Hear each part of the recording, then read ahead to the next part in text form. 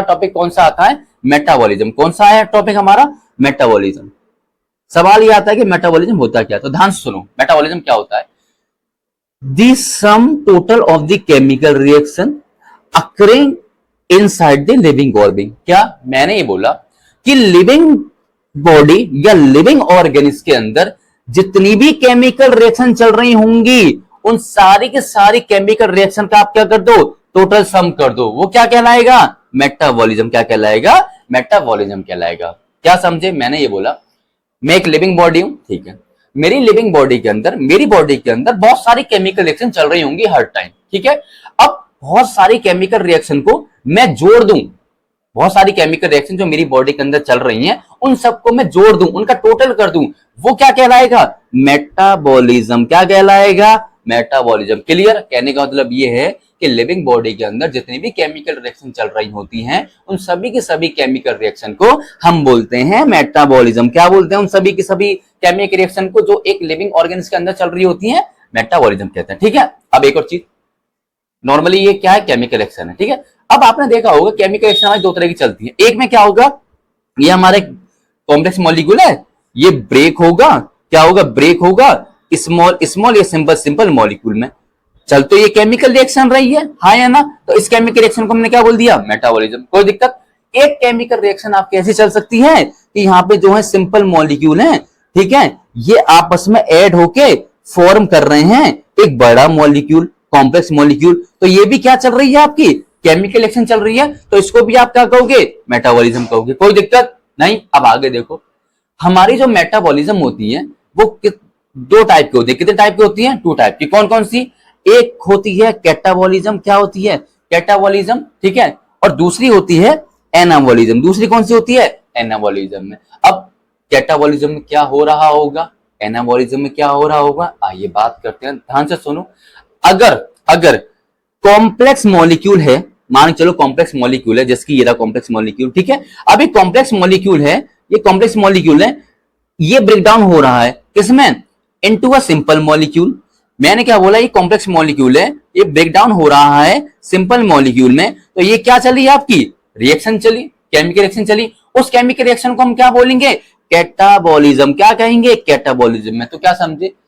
जिस मेटाबॉलिज्म में या जिस केमिकल रिएक्शन में कॉम्प्लेक्स चीजें टूट के सिंपल चीजों में कन्वर्ट हो रहा होगा उस टाइप की मेटाबॉलिज्म को हम क्या बोलेंगे? कैटाबॉलिज्म। क्या बोलेंगे? कैटाबॉलिज्म में। याद रखना, ठीक है। दूसरा पॉइंट, जब भी कैटाबॉलिज्म हो रहा होगा तो उसमें क्या होगा? एनर्जी रिलीज होगी। क्या होगी? एनर्जी रिलीज होगी। याद रखना, अगर कैटाबॉलिज्म रिएक्शन चल रही है, ठीक है, तो उसमें हमेशा क्या रिलीज हो रहा होगा? एनर्जी रिलीज होगा। अब एग्जाम्पल आप आगे पढ़ोगे रेस्पिरेशन। क्या पढ़ोगे? रेस्पिरेशन। रेस्पिरेशन में हम क्या करते हैं?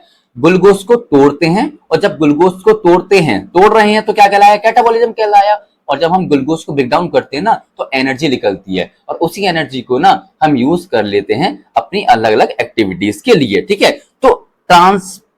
तो रेस्पिरेशन किसका एग्जांपल है?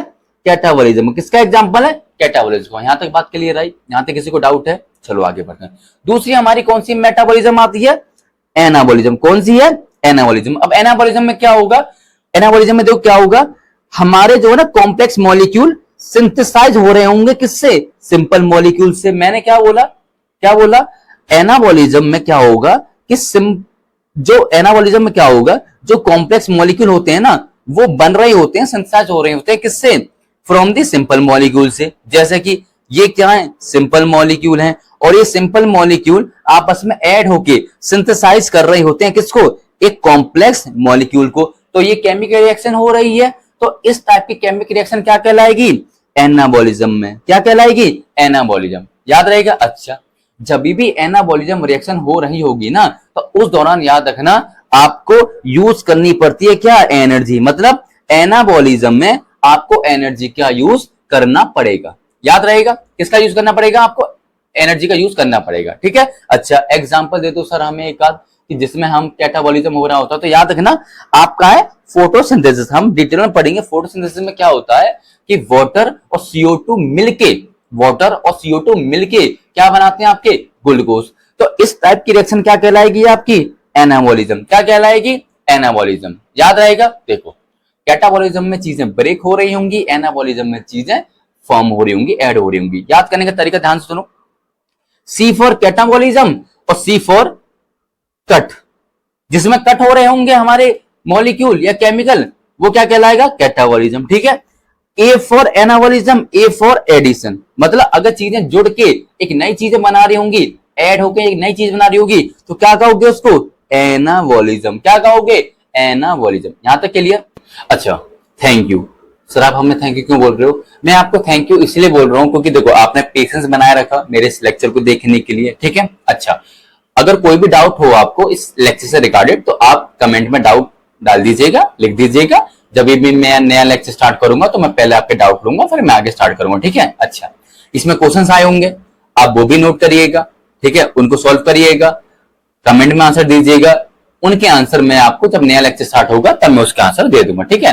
अच्छा, अगर आपको ये लेक्चर समझ में आया हो, अच्छा लगा हो, तो मैं आपसे रिक्वेस्ट करूंगा कि अपने फ्रेंड्स को शेयर कर दीजिएगा और प्लीज आपसे रिक्वेस्ट है कि सब्सक्राइब कर दीजिएगा। Okay, thank you.